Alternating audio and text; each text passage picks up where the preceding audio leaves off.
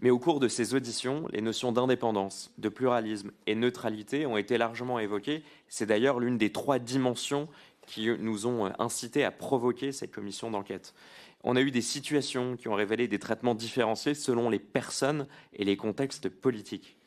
Et c'est précisément d'ailleurs parce que les règles doivent être les mêmes pour tous qu'une question se pose. Je vous demande donc de me répondre simplement et de la façon la plus sincère possible. Est-ce que vous pensez vraiment que si vous étiez la compagne de Jordan Bardella, vous seriez aujourd'hui toujours à la tête du journal de 20h de France 2 ? Moi, je vais vous laisser répondre. Je le redis quand même parce que c'est une question importante que le rapporteur, que tous les Français se posent. Je crois que vous allez apporter des réponses claires.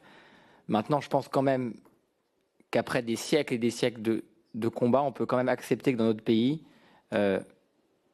une femme libre ne délègue ni ses choix politiques, ni sa pensée à son mari. Non mais, je termine. Merci. Je pense que je peux m'exprimer 2 minutes dans cette commission d'enquête.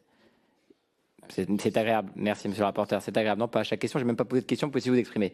Je le dis clairement, Madame Salamé, vous répondre. Elle vous a déjà apporté un élément de réponse en vous disant que le jour où monsieur Glucksmann sera candidat à la présidentielle, elle s'y retirait. Personne ne l'interdit en France. Il n'y a pas des députés qui ont fait des lois, fait voter des lois dans notre pays pour interdire à un journaliste ou à une journaliste d'exercer son métier parce qu'elle entretient des liens personnels avec un responsable politique. C'est la loi de notre pays. La loi de notre pays n'interdit pas à une journaliste d'entretenir des liens personnels. Donc la question, elle est, est-ce que c'est donc une supposition? Si vous étiez la compagne de Jordan Bardella, qu'est-ce que vous feriez? Merci, Monsieur le Président, de reformuler ma question. Non, je la reformule pas. Je pense qu'elle était très claire. Je n'ai pas besoin de leçons. Je pense que j'ai mis. C'est pas une question de leçon. Je pense que j'ai mis tout le contexte nécessaire et personne ici ne remet en question et en cause les compétences de Madame Salamé. Donc, Monsieur le Président, au lieu de reformuler exactement avec les mêmes termes les questions que je pose, je vais vous demander, parce qu'il y a beaucoup de députés qui sont présents. Vous ne me demandez rien du tout, Monsieur le rapporteur. Vous ne me demandez rien du tout. On aimerait donner la parole à tout le monde. Bon, Monsieur le rapporteur, je vais formuler chacune de mes questions. Je vais simplement vous demander qu'on puisse avancer dans le débat parce que l'idée n'est pas de faire 20 minutes ou 30 minutes sur ce sujet d'éventuels conflits d'intérêts auxquels Madame Salamé a répondu de façon très Monsieur le rapporteur, que ce soit clair, parce que j'ai pas posé de questions en introduction alors que j'aurais pu passer 20 minutes à poser des questions pour que vous puissiez poser toutes les questions. Je dis juste que vous avez posé une question importante. Madame Salamé, vous venez de vous faire une réponse de quasiment 5 minutes pour vous expliquer les règles qu'elle s'était fixées.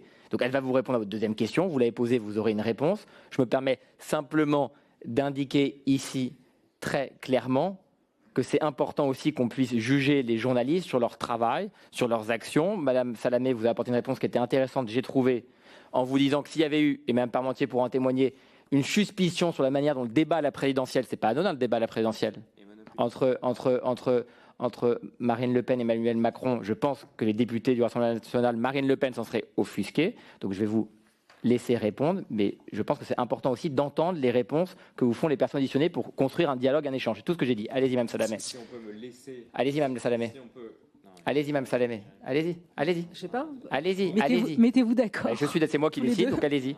Allez-y, Mme Salamé. Allez-y. Ok. On y va. Je pense que j'ai été effectivement assez longue sur cette question. C'est pas moi, je suis pas patronne de France Télévisions. C'est pas moi qui décide qui présente le 20h. C'est pas moi qui décide qui est nommé ou pas au 20h. Donc je peux pas parler pour elle. Je suis pas la compagne de Jordan Bardella. J'espère que si la compagne de Jordan Bardella était journaliste, elle pourrait continuer à faire son travail sur une chaîne privée ou sur une chaîne publique. Je l'espère, jusqu'à ce que son compagnon soit candidat. Et si elle me demandait conseil, la compagne de Jordan Bardella, qui serait peut-être journaliste, eh bien je lui dirais, tant qu'il n'est pas candidat, tant qu'on n'est pas en période de campagne, tu ne vas pas faire du tricot. Il faut que tu travailles et tu es indépendante et fais-le. Quand il sera candidat, s'il est candidat, retire-toi pour protéger tes équipes et pour garder le lien de confiance avec les Français. Mais je ne suis pas compagne de Jordan Bardella. Julien ? Oui, juste préciser, puisque vous souhaitez aussi comprendre comment travaillent nos rédactions, l'indépendance de nos rédactions est le bien le plus précieux pour nos rédactions et pour l'ensemble de nos journalistes.